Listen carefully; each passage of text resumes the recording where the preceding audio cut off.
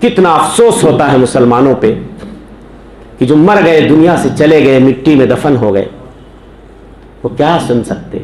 قرآن کہتا ہے وَمَنْ أَضَلُّ مِمَّن يَدْعُو مِن دُونِ اللَّهِ،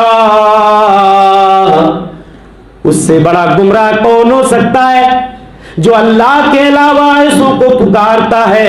مَن لَا يَسْتَجِيبُ لَهُ إِلَىٰ يَوْمِ الْقِيَامَةِ، جو قیامت کے دن تک اس کی پکار نہیں سن سکتے۔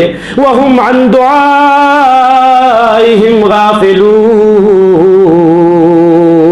قیامت تک، قیامت کی صبح تک سر پٹکتے رہو، لیکن جو مر گئے، دنیا سے چلے گئے، تم انہیں کچھ سنا نہیں سکتے، وہ تمہاری پکار نہیں سن سکتے، تمہاری مدد کے لیے نہیں آ سکتے، تمہاری جھولی نہیں بھر سکتے، تمہاری مرادیں نہیں پوری کر سکتے، اور بلکہ وہ تمہاری اس پکار سے بھی غافل ہیں۔ انہیں تو پتہ ہی نہیں ہے کہ تم انہیں پکار رہے ہو، تم انہیں مشکل کشا اور حاجت روا سمجھ رہے، انہیں معلوم بھی نہیں ہے۔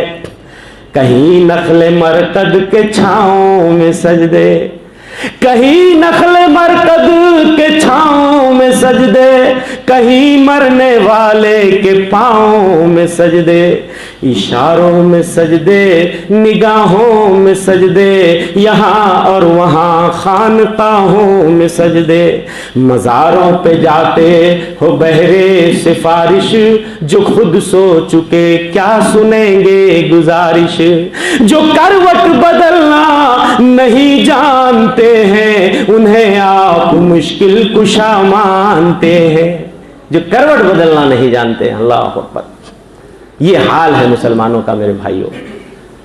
تو یہ مغالطہ پیدا کرنے کی کوشش کی جاتی ہے کہ مسلمان بھلا شرک کیسے کرے گا؟ شرک جو ہے صرف مورتی ہے، مورتی پوجنا ہے، اور وہ غیر قومیں پوجتی ہیں، اسی لیے شرک پہ بات نہیں ہوتی، توحید پہ بات نہیں ہوتی، اس کو حل کا مسئلہ بنا کے پیش کر دیا گیا۔ آئیے میں اس کو کلیئر کر دینا چاہتا ہوں کہ کیا شرک صرف مورتی پوجنا ہے؟ یہ میں آج آپ کو سمجھانے کی کوشش کروں گا۔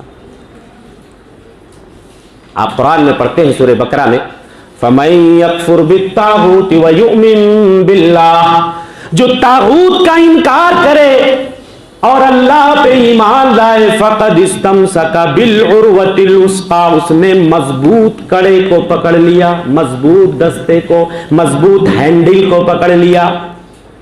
اب وہ ادھر ادھر نہیں ہو سکتا، گمراہ نہیں ہو سکتا، لیکن دو شرطیں ہیں، طاغوت کا انکار کیجئے اور ایک اللہ واحد پہ ایمان لے آئیے صدق دلی کے ساتھ۔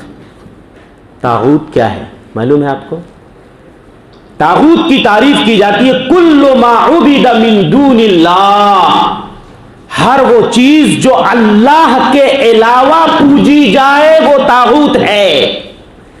اب چاہے نبی پوجو، ولی پوجو، شجر پوجو، حجر پوجو، شمس پوجو، قمر پوجو، بحر و بر پوجو، خشک و تر میں کسی چیز کو پوجو، ملائکہ پوجو، جنات پوجو، کسی چیز کو بھی پوجو، وہ طاغوت ہے۔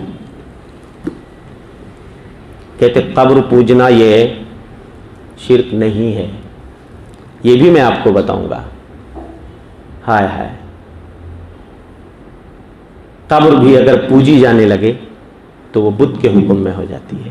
دلیل حضرت عدی ابن حاتم کی یہ روایت، کہتے ہیں اتیت النبی صلی اللہ علیہ وسلم وفی عنقی صلیب من ذہب، حضرت عدی کہتے ہیں اللہ کے رسول کی خدمت میں آتا ہوں، میری گردن میں ایک سونے کی صلیب لٹک رہی تھی، سونے کی کراس لٹک رہی تھی۔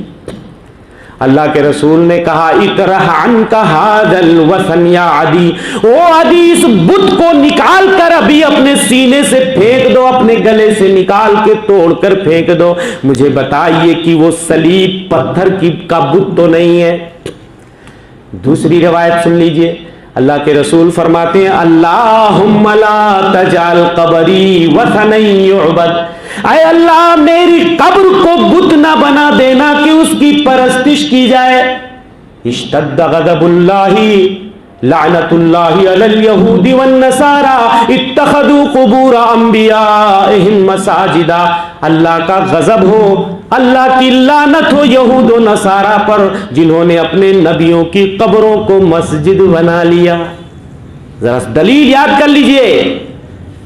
اللہ کے رسول فرماتے ہیں صلی اللہ علیہ وسلم، اے اللہ میری قبر کو بت نہ بنا دینا کہ جس کی پوجا کی جائے. اس سے یہ معلوم ہوا اگر قبر کی بھی پوجا کی جانے لگے تو وہ بت کے حکم میں ہو جاتی ہے. آج